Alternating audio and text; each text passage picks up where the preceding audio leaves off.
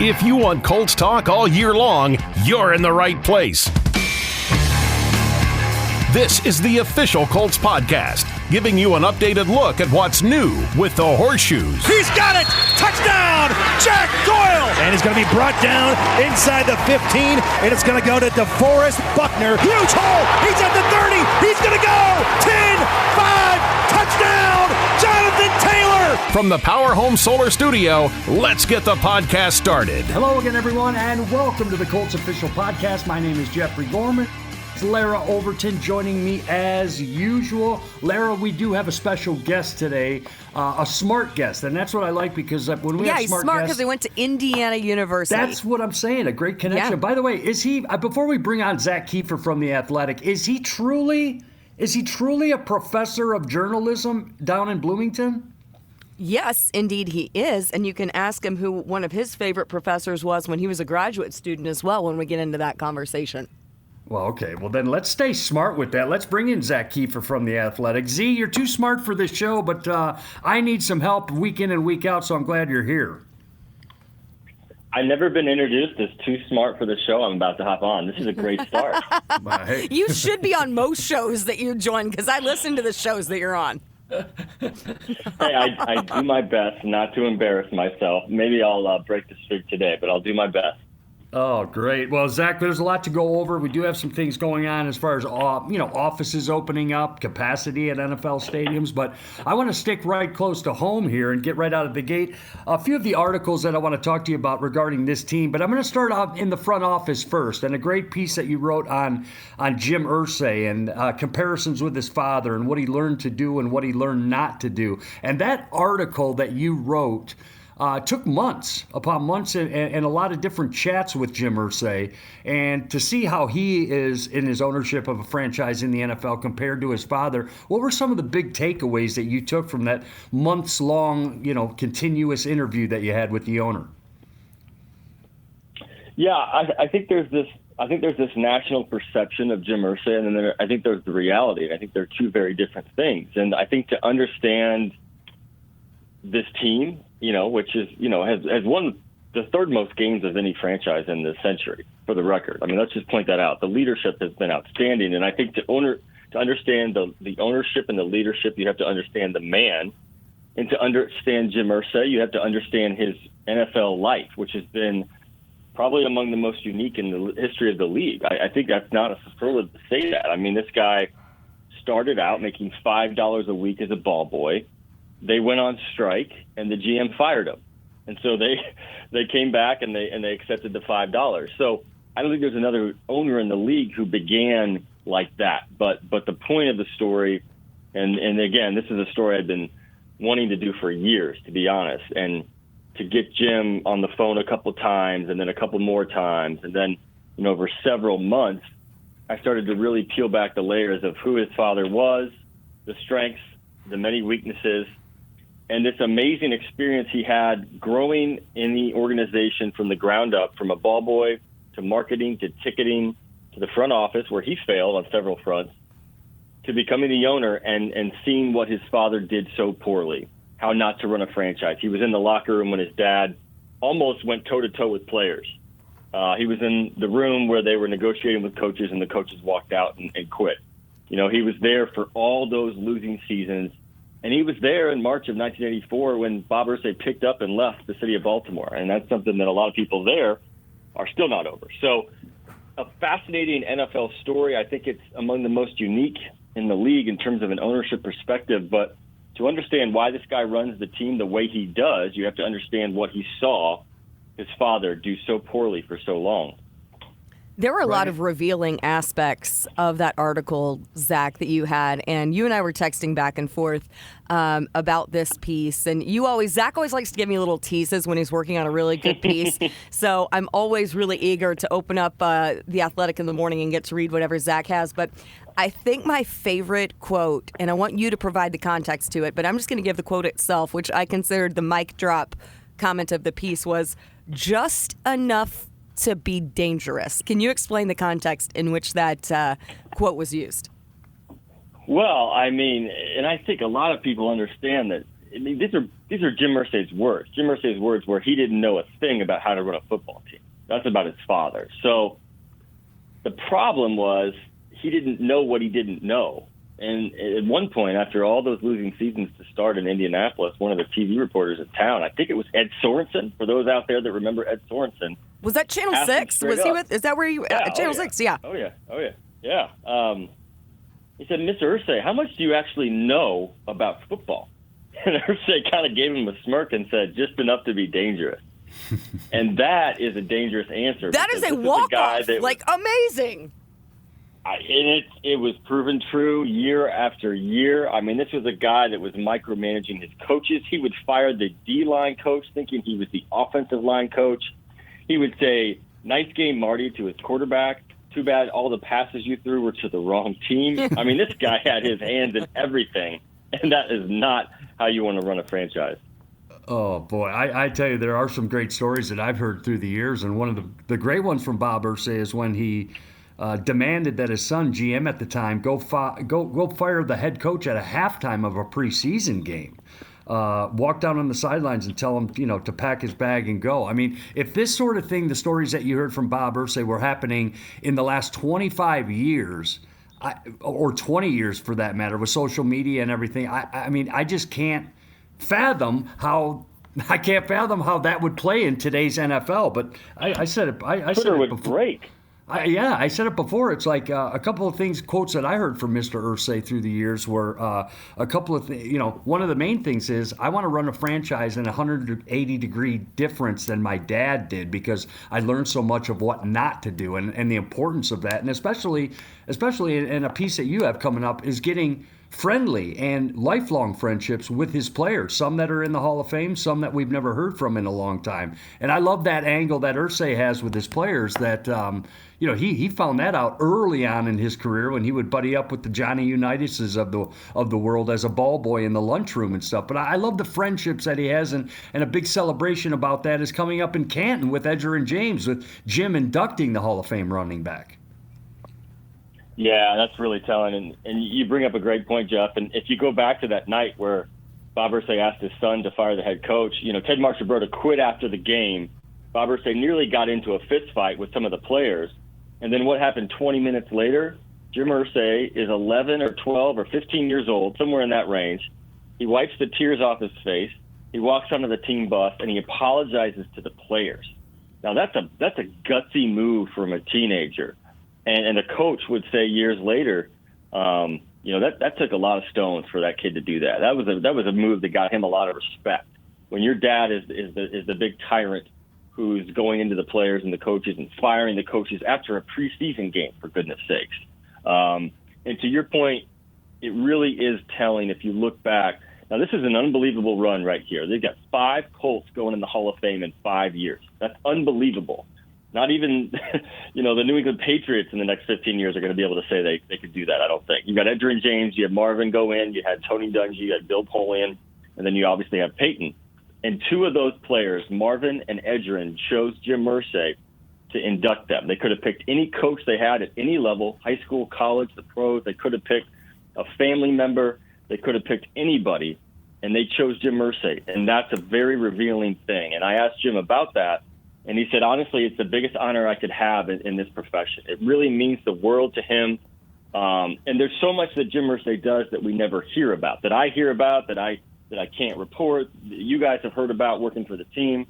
But this is something that's really, that jumps out at me. So when Peyton Manning retired, he said this was a memory that always stayed with me. After his grandmother passed, Jim, lent him his private plane so he could fly down to the funeral, right?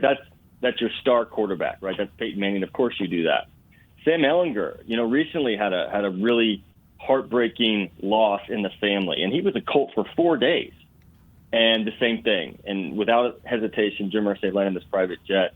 It doesn't matter if you're Peyton Manning or a rookie on your 5th day with the team. These are the kind of things that stay with players over the years. I could give you guys 100 examples, but we don't have time. But you really start to see how much it means to these guys when they have the biggest honor of their life, honestly, going into the Hall of Fame. And who do they choose to present them?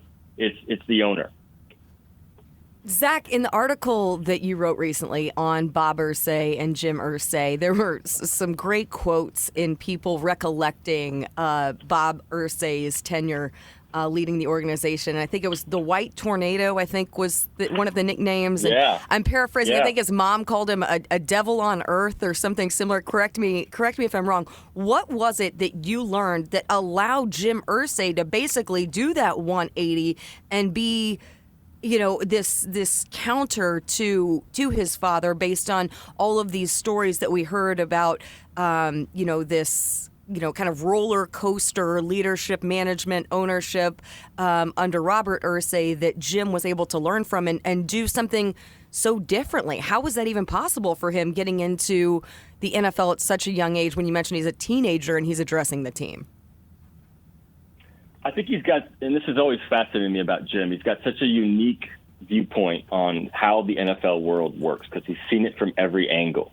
And he basically had a 15-year apprenticeship, right? I mean, he had every job in the organization. He was cleaning up jock straps in the locker room. He was eating lunch in the cafeteria as an 11-year-old. And Johnny Unitas said, get the hell out of my seat, kid.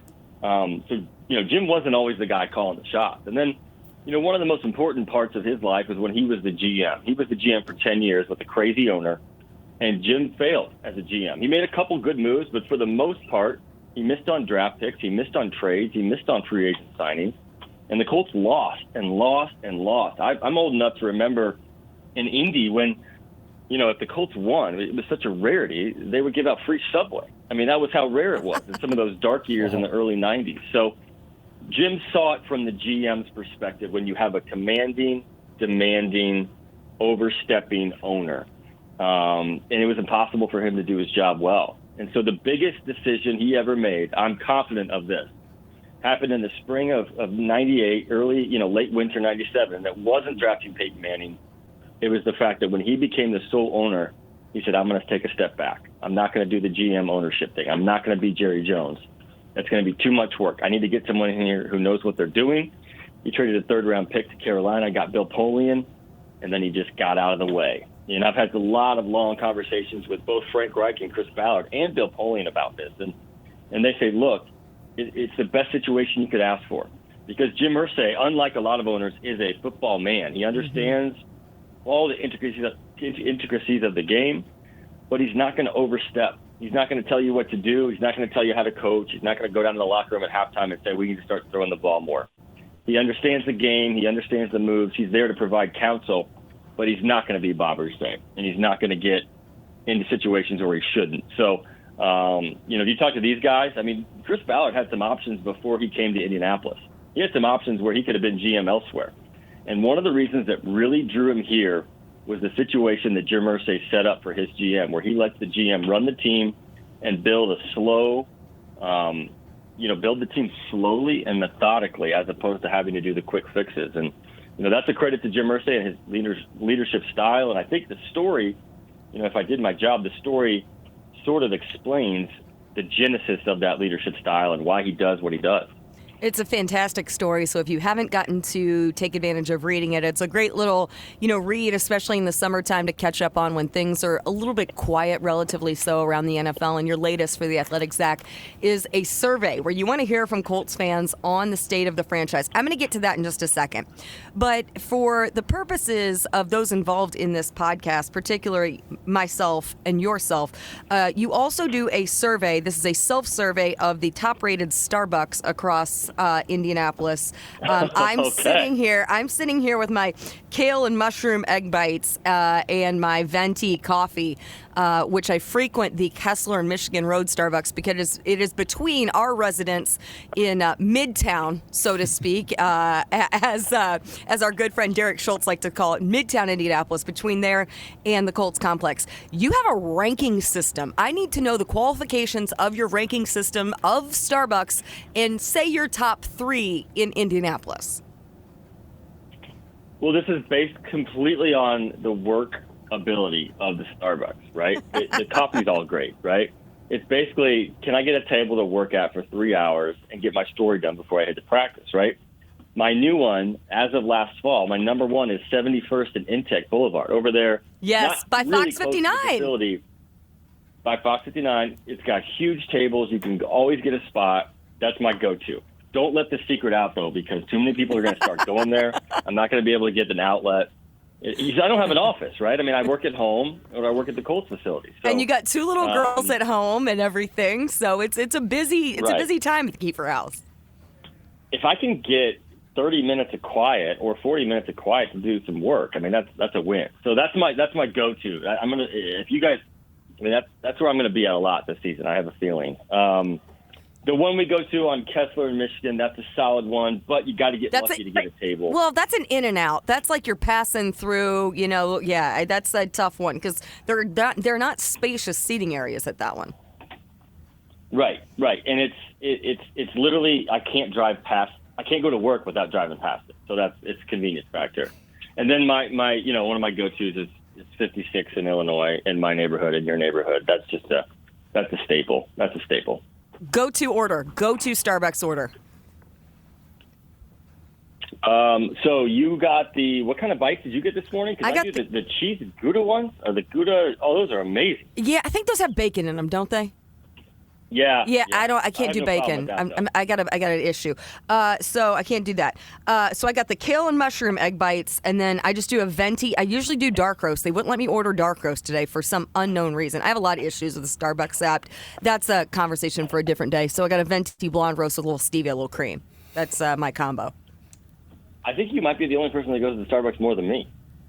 Oh, I should. If there were an MVP program, like if there's a Starbucks platinum card, absolutely, Kiefer. Well, there is Starbucks rewards, so there's hope. Oh, I usually bank like 1,000 points and I cash in and get like 2 of the at-home coffees to like the packets of the coffee to have in my at-home brewer because, getting Starbucks on my way to work isn't enough. I need to brew it at home and then also supplement it with some on my way into work. But quickly on your more pertinent survey to the purposes of this podcast, what are all of the facets that you're looking into, that you're delving into, and how beneficial is it to hear from the fans when you have this period of time? We have just over a month until players report back for training camp. We're hoping that things are, closer to quote unquote normal, back to Grand Park, back to having fans, all of those things, a couple of joint practices anticipated as well. But the purposes of the survey, what are you delving into with this? What more do you want to know about this team from the fan perspective? Those questions that we don't have answers, because there really are kind of a lot of them going into the 2021 season.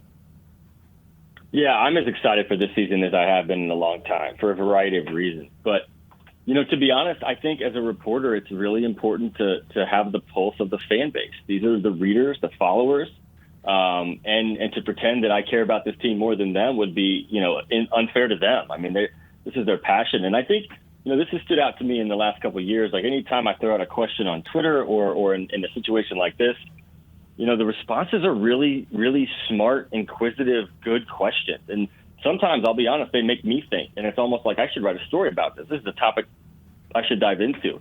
And I think a lot of that is watching the great football the Colts played in the 2000s. I mean, how could you not become a smarter fan watching Peyton Manning? I know I did. And Marvin Harrison and Edgerrin and Tony Dungy and Bill Polian draft, right? I mean, all those lessons kind of stay with you. And so, that kind of shaped how I see football, watching all those teams. And so I love hearing from the fans, and I think they have really started to I just think it's great to get their feedback. I really do. It opens my eyes to a lot of things.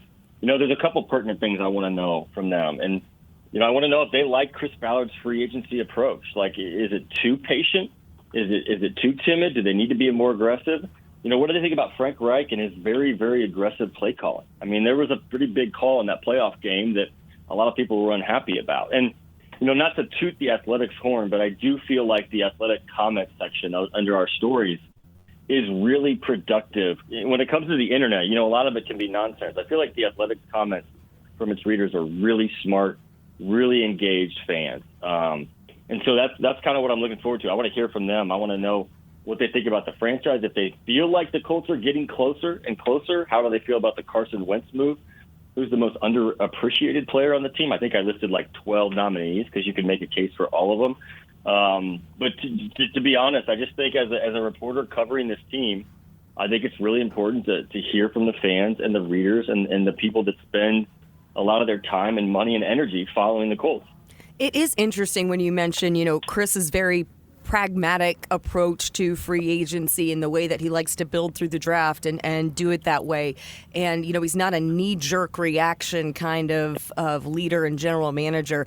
We heard him, talk about delaying gratification. We've heard him talk about that, and it's difficult to juggle that when you are a team that's on the cusp of doing something really big. You had a playoff berth last year. They've kind of been in the conversation. They've been in the mix. You need to get back on top of the AFC South. The Tennessee Titans are making their moves to attempt to retain that division. So it's juggling a bit of this win now mentality, but also building and developing your own through the draft, as we've seen that they've done and they've put such a priority on.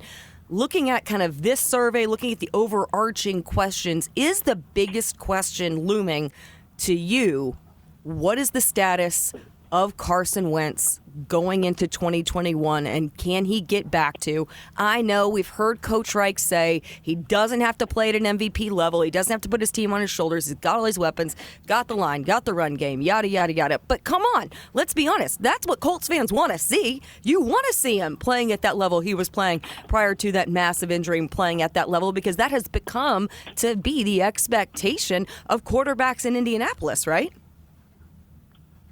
Yeah, but that's just the thing. He doesn't have to do that. I don't think that's how this team wins, to be honest. I mean, yeah, it'd be great if Wentz gets back to 40 touchdowns and 3 interceptions or whatever. But going back to your original point on Chris Ballard, this has been a very slow, methodical build. Setting them up for a situation like this where if they can welcome in a quarterback who can revive his career, like a lot of people believe he can, and Frank Reich is absolutely in that camp. I mean, he led the charge for this. He's absolutely convicted that Carson could do this. I think you're going to see a little bit more of the offense we saw in 2018, where Andrew Luck was moving around the pocket a little bit. Yeah. And the key is going to be the deep shots. You're going to see a little bit more T.Y. Hilton down the field. And I think you're going to see a little bit more Michael Pittman down the field.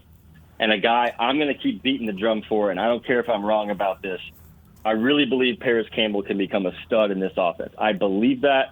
I believe Frank Reich has big plans for him.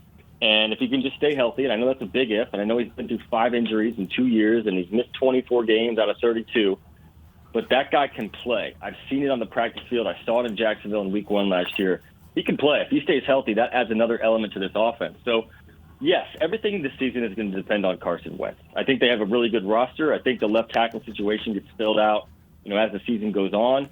But it's going to come down to whether Carson can play good football from the quarterback spot, but he doesn't have to be a world beater. If you look at his numbers the last couple of years, if you remove last year, he was still ahead of where Phillip Rivers was last season. Now, they're very different quarterbacks, and Rivers made up for his, hindrances with some elite accuracy down the field. I mean, that's going to be hard to replicate for Wentz. And did it on the bum toe. I think we really kind of downplayed how severe that toe injury was for the majority of the back half of the season. That was a much greater factor than I think they alluded to for a good portion of that huge stretch he had late in the season. I agree, and I think we all got the Phillip Rivers experience, right? I mean, how tough that guy was, and what he's able to do as a 40-year-old statue back there, willing this team to the playoffs. But look, I mean, I think that's a big psychological thing for Carson Wentz. I think in Philadelphia, first of all, he was sacked 50 times last year. But secondly, the thought gets in the quarterback's heads, and I've had a lot of quarterbacks and coaches tell me this over the years. When the quarterback thinks they have to do everything, when they think they have to put up 40 points a game, when they think they have to get a touchdown on every drive, you're going to play more aggressive and you're going to force throws, and that's going to lead to interceptions and bad mistakes. And we saw a lot of those from Carson Wentz last year. I think it's a psychological thing, and if you remove that pressure to some degree, I mean, we saw this with Andrew Luck early in his career, right? I go back to the 15th season, and this guy's playing with a separated shoulder, and he's thinking to himself, my defense isn't consistent enough. I got to put up 40, and he's making some bonehead mistakes, and that's Andrew Luck's favorite word, right? Bonehead.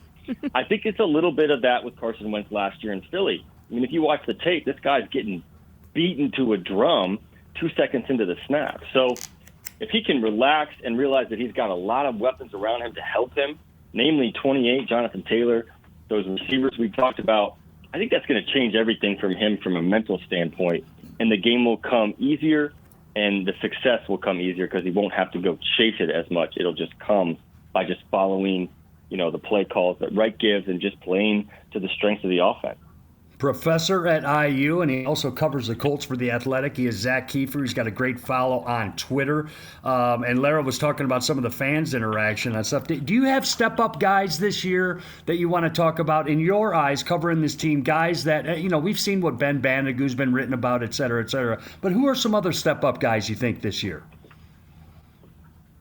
Yeah, so staying with that same position group, I'm really high on Kemoko Turay. I think he's done it for very, very short stretches.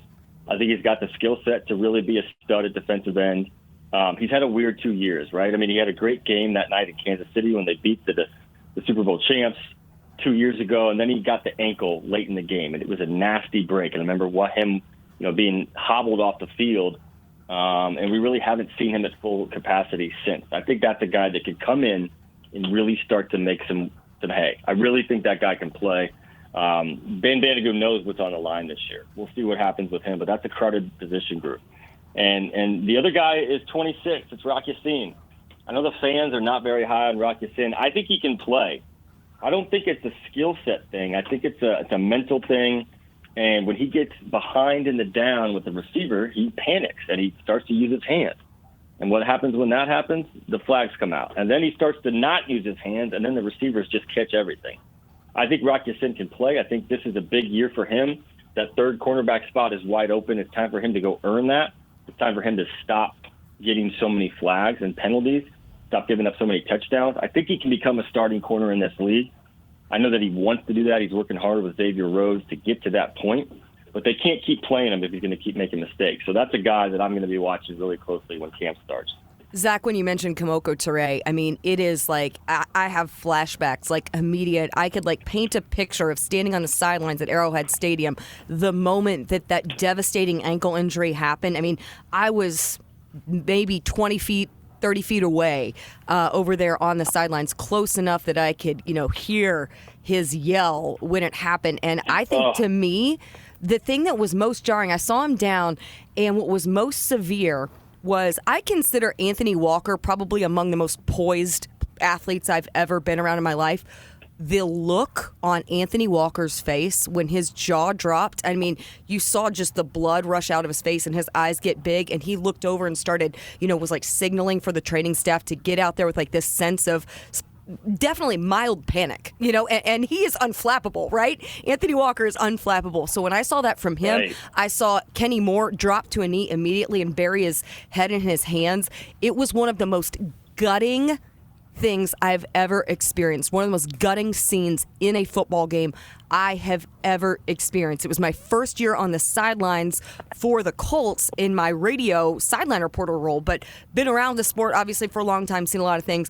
It was one of the most gut-wrenching experiences. So from that standpoint alone, reliving that over and over, I just from watching it, I've relived it countless times. I can't imagine for Kemoko Turay. So I want for him so badly to have that comeback, that validation of getting back to the point he was playing at, because he really was playing so well. And you could see in that game against Buffalo, he was so hungry to prove himself again. He's so eager to get there. A little too hungry on one snap. Exactly. Yeah. No, you're right. And these guys, I mean, they've all been injured. They all know what that's like. But that reaction from Anthony Walker and Kenny Moore, that tells you everything you need to know about how gruesome this was. And remember, he had surgery. It was delayed by COVID. It's been a hard 2 years for him. And I think this guy's got all the skills to do it. You guys know how much he's been working with Robert Mathis. Is there anyone better to teach that position? I think Turay has everything it takes. If he's healthy, this could be a guy that really pops in his fourth year. All of a sudden, it's his fourth year, which is crazy to think because we just haven't seen much of him. And you recently wrote about Paris Campbell. You mentioned that he's a guy you think can certainly thrive in this offense with Carson Wentz. Paris spends the majority of his offseason and has in town with his family, lives here for the majority of the offseason and all of that. So provides a perfect opportunity for he and Carson Wentz to capitalize on having that additional time between the end of the OTA period and the start of training camp. In those recent conversations you had, what did you learn from Paris Paris Campbell about what this 2-year stretch has been like for him with the countless different injuries, because one of the things we kept hearing was this really doesn't, at this point, seem to be a knock on his durability as much as people like to do that. It's really kind of a lot of freak things that kind of snowballed for him. Yeah, I had a really real conversation with Paris Campbell, and he really opened up in a way that I hadn't heard him in the last couple of years about just how hard it's all been. I mean, he said this, look, you're a second-round pick. The head coach is running around the draft room high-fiving everybody about how excited he was when you get picked. The expectations are there. And remember, the last practice Andrew Luck ever had with the Colts was at training camp in 2019. And Paris Campbell lit it up that day. He caught 3 touchdowns, and after the workout, Frank Reich said he looks like a legitimate starting wide receiver right now. But what happened that day? Paris Campbell hurt his hamstring, and this started to happen, right? There was the hamstring, there was the sports hernia, there was the wrist. And I remember looking at the stitches on his wrist, and he played through this in Pittsburgh that day.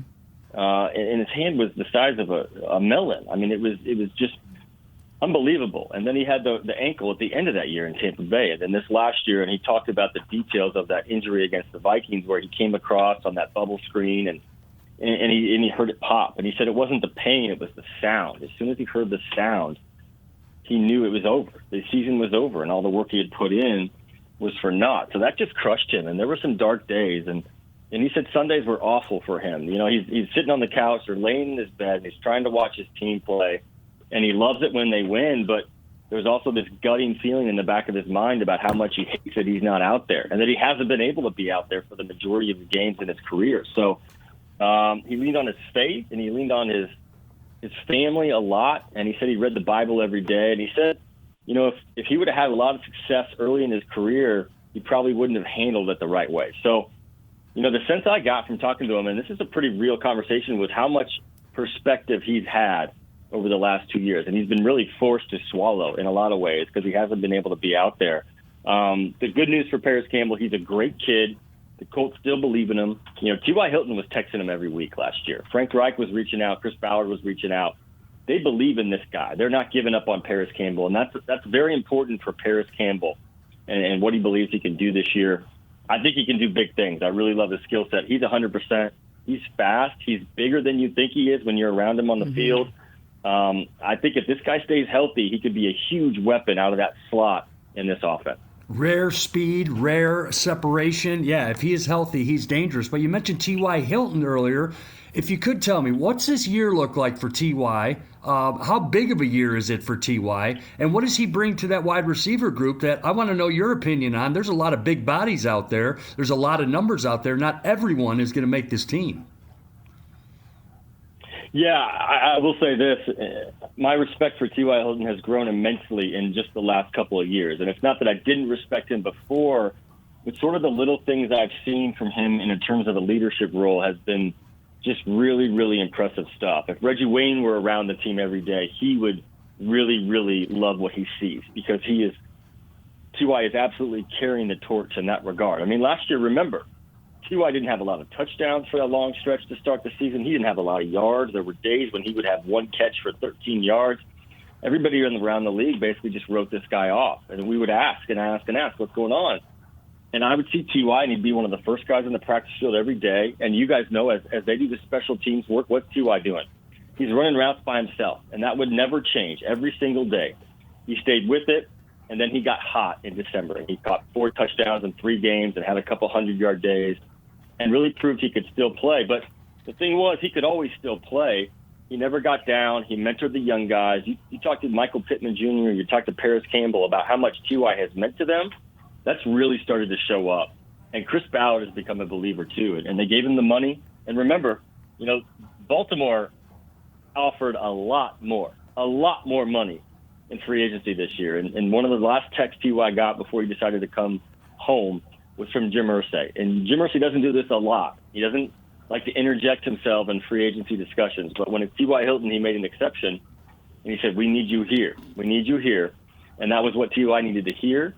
And so he's back, and I think he can still play. He can still move the chains. And I think the one element that's going to be really fun to watch is with that big arm of Carson Wentz. They're going to start to throw the ball down the field more. They just simply couldn't do it as much last year with Rivers. It's not that Rivers didn't have the arm.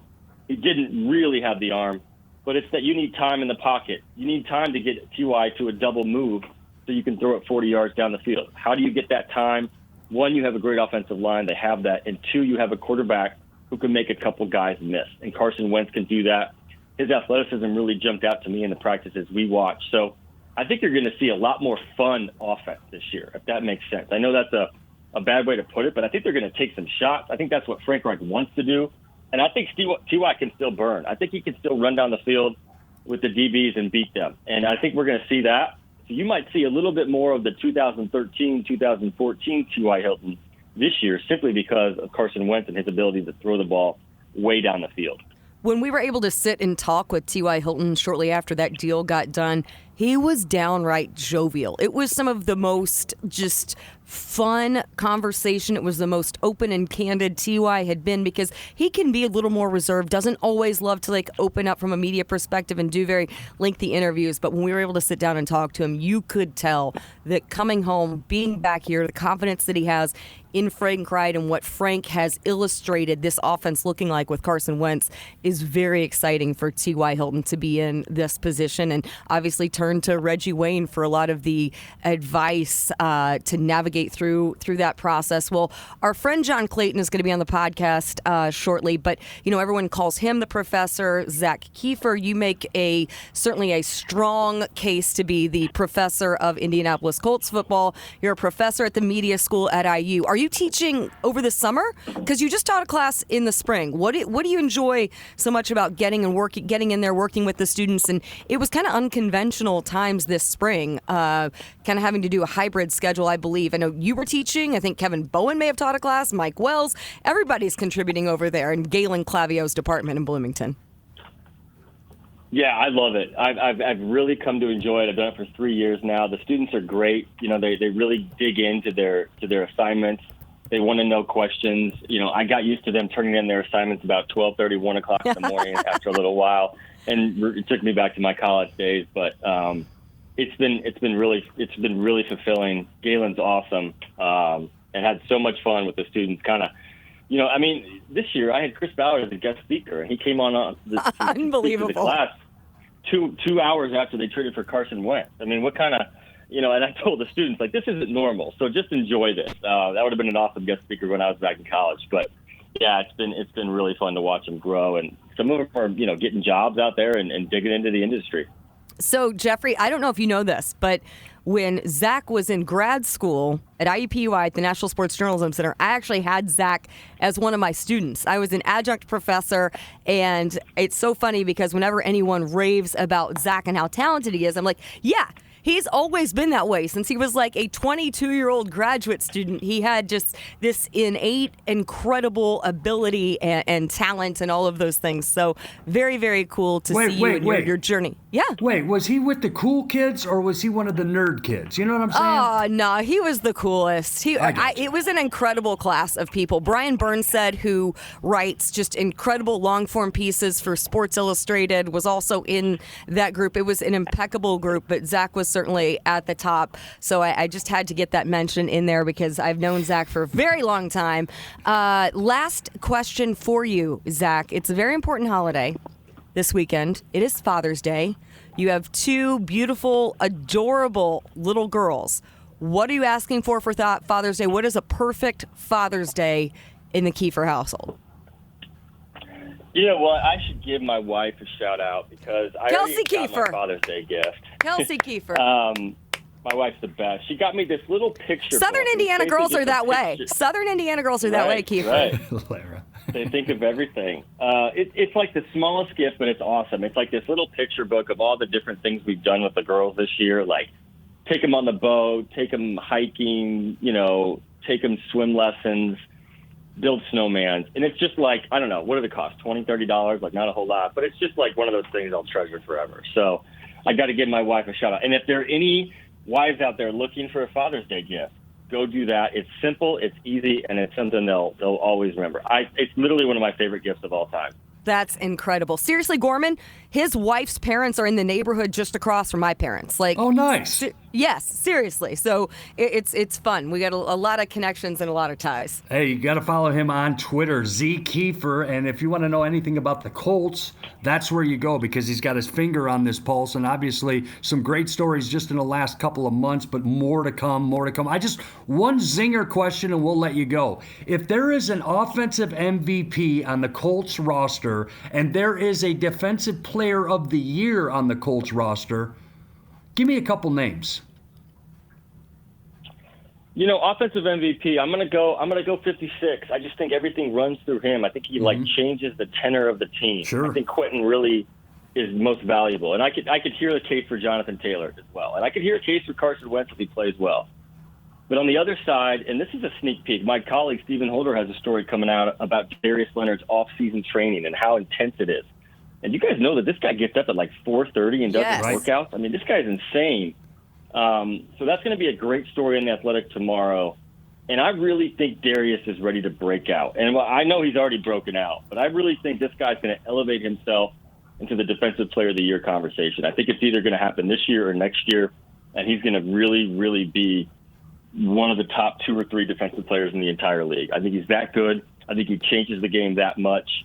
So look for that story in The Athletic. But if you're asking me right now, it's those 2 picks from 2018. It's Quentin Nelson on offense and Darius Leonard on defense. Darius Leonard, a fellow girl dad. He just welcomed his second daughter. He and wife Kayla welcomed Layla Quinn Leonard just last week on June the 4th. Well, a little over a week ago. So congrats to Darius and Kayla. And I think the quarterback and his wife are expecting another. I don't know if we know They did yet, just but announce. If he has another girl, then I'm in the same boat with Darius and Carson. I can give him advice on how to deal with the 3-year-old and 1-year-old. We need like a daddy daycare segment. Right, for sure. That'd be fun. All right, guys, I love it. Happy Father's Day to you, Zak Keefer, and I know you and your wife have a family. Larra, happy Father's Day to your whole family, everything that goes on with that. We are in the dog days of summer right now. We are in the dog days of summer because we're anticipating the open of training camp. Let's be honest, Zak, Larra, we don't even know who's going to be on this roster. There's players on other rosters right now that are going to make this team, and 1 or 2 that slipped through, after a cut, after a transaction. So it's kind of fun talking about what ifs, and if this happens. But we're going to find out what's going on in less than a couple of months right now. And Zak, I think overall, I know you can't be a homer on this thing because you have to stay right on the fence on this. But I know you like this team. I know you like this team in all 3 phases of the game. And with Julio Jones coming to Tennessee and Tennessee dominating the division like they have, as well as Houston, is this the year? Is this the year? I mean, is this the year that we can get back, in your opinion, be AFC South championships? Easiest way in the playoffs, win your division. Yeah, that's the number 1 goal for Frank Reich. I know it bothers him privately that they haven't won the division in his 3 seasons. They've had some quarterback turnover, but it's a 2-team race. Everybody knows that. It's Tennessee and Indianapolis. I got to give the edge to Tennessee right now, not just because of Julio Jones, but that matters, but because they won it last year. And remember, both teams were 11-5. Remember, this was a dumb tiebreaker scenario that really gave Tennessee the division title. The Colts were right there. I think the upside for the Colts is higher. I think Carson Wentz can make them better than last year's team could have been because of that offense and because of that sort of electric factor he can bring. But it's going to be fun, and I wasn't kidding. I'm really excited to see this team and what they can do, but it's going to start in training camp, and they got a lot to figure out with left tackle. We got to see what Wentz does, but it's going to be a really fun season. We got to fast forward the next 6 weeks and get to Westfield.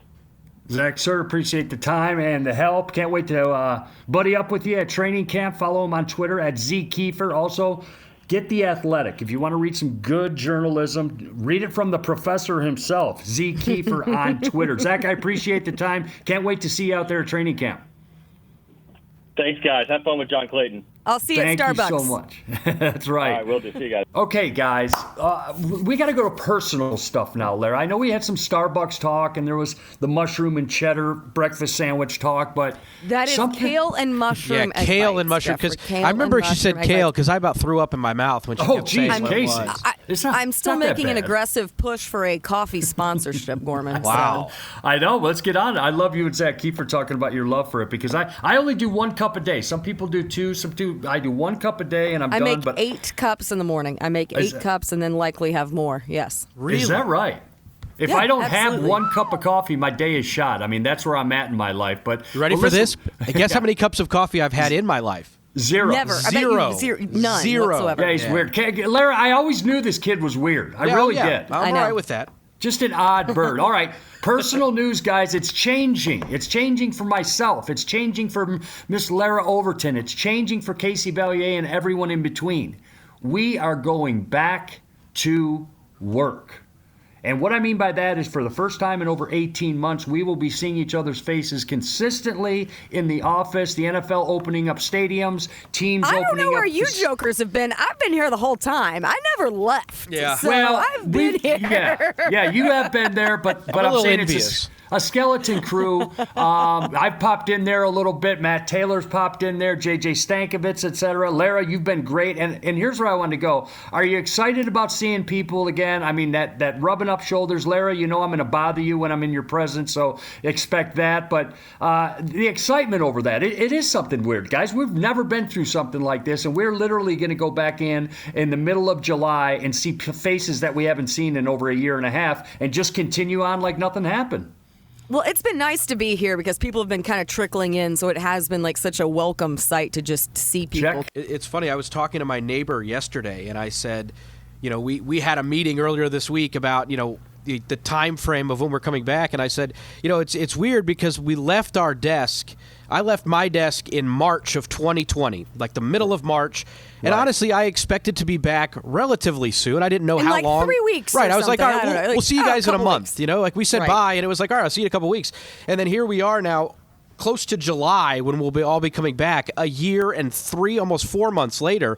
And I was talking to the guy that I was like, I'm sure there was stuff in the desk that's now expired. It probably smells. There's stuff. I mean, I'm sure I left something that's like, I look like a slob because of the way I left my desk, but I have no idea what to expect when I come back. It's going to be like, it's like Christmas morning. I don't know what I'm looking for. Oh, our friend Andy Matus, who leads our youth football program alongside Mike Pryor, he apparently had a banana on his desk that he left there that was there for like months. The cleaning crew didn't take it or anything. So when Andy came back, there was this like rotten banana that had been there for like 6 months sitting on his desk because he was one of those. He came back relatively early for some essential things. And yeah, there was like a 6-month-old banana sitting there rotting on his desk. So yeah, that's what you have to look forward to. Rotten fruit. Good deal. You know what isn't rotten fruit, Larra Overton, Casey Valier? Emmy Awards. Awards. That is not rotten fruit. And guess what? Miss Larra Overton, above all else, and a great content department led by Dave Knickerbocker, Matthew Dominic, let's go down the list. But Larra, you are officially an Emmy Award winner. Great stuff that you've done with the Colts life in the last couple of years. And the awards keep coming. So it's our time to say thank you, Larra Overton, and the content department. You guys do great work, man, and it shows. The people are noticing. Well, thank you guys so much. Colts Productions took home 4 Emmy Awards this past weekend for the Great Lakes chapter, Lower Great Lakes chapter of the Emmy Awards for a one-time sports special for With the Next Pick, which is edited and produced by Matt Wilkening. We have the Societal Concerns, which the Black Lives Matter segment that was put out last summer, in which there were so many voices across our organization, from our staff to our players to our coaches. General Manager Chris Ballard included in that as well. And then one for promotion, which is that For the Shoe campaign that we are so proud of. So many different people who contributed to that. And then you mentioned Colts Life. Our own linebacker, Bobby Okereke, he is an Emmy Award winner for being part of Colts Life. So that was an incredible piece that we were able to do. And that was the last piece we were able to shoot before everything really shut down last year. Wait a minute. Didn't Kenny Moore win an Emmy Award last year? And now this year, Bobby 2 years ago. 2 years ago. Yeah, 2 years ago. 2 years ago, Kenny won, for Colts Life. A phenomenal Colts Life piece where the team went down. The team of Matt Wilkening, Connor Handel, and Harrison Pogue went to Valdosta, Georgia to learn about Kenny's family and his upbringing and his background there in Valdosta. Of course, born and raised in Valdosta, played collegiately at Valdosta State. So he runs a camp every summer down there. And just to see the impact that he's able to have on his hometown community, that's that Colts life. So while you have some time and you're looking for a little football fix, go to Colts YouTube, go to Colts.com. You can watch all of those pieces that we're so proud to have put together. But thank you guys. Thank you guys so much. It was a great weekend for the department because, of course, as everyone has over the past year, trying to find ways to adapt and continue to produce valuable content. So it was certainly incredibly rewarding to see that work recognized in the fashion it was with the Lower Great Lakes Emmys. Now, Larra, you worked in TV for quite a few years before you came here. Did you ever win an Emmy there? I won 2. Okay. Look at her. 59 and Look at her. CBS4. There So I you won go. 2 there. And then last year we won for Colts Forever with Hunter Smith. So in 2020, Colts Productions, my first Emmy as part of the Indianapolis Colts organization, was for Colts Forever with Hunter Smith. So now I've added to that total, actually. So now I've doubled my haul now. Congratulations. So thank you so much. Yeah, but when I was at Fox and CBS4, one for our Blue Zones, our coverage with Blue Zones. So every single one of my Emmys is somehow tied to the Indianapolis Colts. So I really don't win them. It's the organization that wins them. Case, here's what I'm saying for 2022. A Colts life. Larra Overton. Yeah, Let's I'm get all behind for that it. curtain. I know. Yep. Let's get behind that curtain. Agreed. Yes. Let's get behind that. You've got the mile run every day. You've got her shred and all this stuff. I mean, it would win. I'm telling you, it's a winner. That's what I'm saying. Plus, you guys are much too generous. Much too generous. There are much more deserving people that I want to see days in the lives of than myself. Plus, we'll have old man Tucker up there and the real story behind Larra Overton. Tugboat would steal the show. Let's be honest. I love it, man. Well, Casey, I usually go to you about surfing around the league, what the stories are, and I'm going to go back to it because there's really nothing different from what we said last week and the week before. It's like Aaron Rodgers, who knows? You know what's going on? Trevor Lawrence playing not at full speed down in Jacksonville, but he is with the team. I mean, the storylines are there, but it is in that sort of lull period of the NFL where guys are out doing. There was big news in Jacksonville. Massive news in Jacksonville yesterday. Which was it? Gardner Minshew cut his mullet, guys. There can no longer be a hair duel among the quarterbacks in Jacksonville. Yep. I was because mistaken. Trevor Lawrence now owns the most luscious locks in Jacksonville. I think he already had those. Those things, man. I mean, the flow. I don't know. The Minshew mullet was incomparable. Yes, but the sunshine flow that Trevor Lawrence had, I mean, it brings me back to watching Remember the Titans, and man, yeah, that's a good head of hair that Trevor Lawrence has. It's kind of one of those that I've never had long hair, and when I did, it just curled into this really bad-looking fro, and it was like, don't do that. So I'm envious of guys that can have hair like Trevor Lawrence. Okay, well, we got wait, hold on. Somebody who did have those luscious locks was Jeffrey Gorman. Yes. Back in his rock and roll days, true. Shoulder length. Yes. Like you did, Jeffrey. I liked it, but I didn't like it because I don't recommend it for everybody, but Trevor Lawrence, good luck, and hopefully I want his hair to get in his eyes twice a year.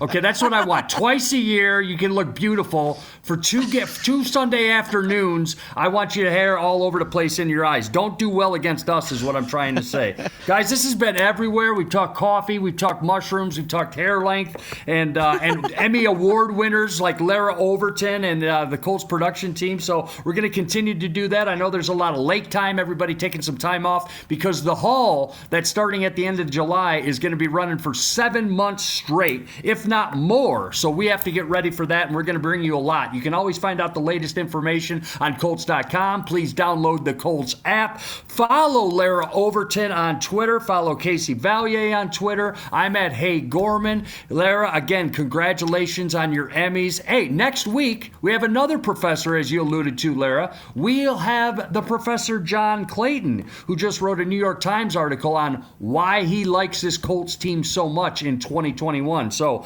be prepared for that. It's coming up in a week. Again, Colts.com, download the Colts app. Guys, you have anything before we say goodbye?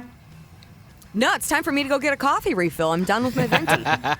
Casey, start growing your hair out. Larra, go try. get your coffee. I'm Jeffrey Gorman for Larra Overton and Casey Valier. Big thanks to Zak Keefer, the professor himself down at IU. We're going to come back with a whole lot more, getting you ready for the 2021 season. All eyes are on Indianapolis. This is going to be a great year. Follow us on Colts.com. Again, download the Colts app. We'll talk to you next week.